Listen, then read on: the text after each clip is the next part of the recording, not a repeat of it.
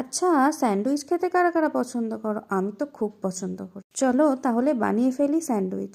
এখানে আমি কিছুটা তেলের মধ্যে পেঁয়াজ কুচি, লঙ্কা কুচি আর সামান্য নুন দিয়ে খানিকটা ভেজে নিয়ে সেদ্ধ করে রাখা আলুটা দিয়ে দিলাম এবং তাতে অ্যাড করলাম হলুদ, চিনি আর নুন এবং খানিকক্ষণ নেড়ে শেষে অ্যাড করে দিলাম টমেটো কুচি আর ধনেপাতা।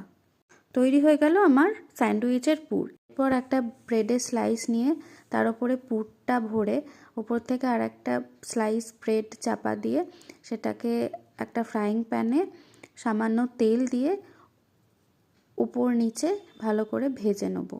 এভাবে আমি আমার সবকটা স্যান্ডউইচই তৈরি করে নেব।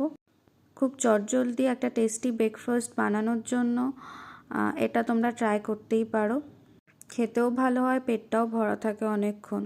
ভিডিওটা ভালো লাগলে অবশ্যই কমেন্ট করো এবং লাইক করো। Thank you.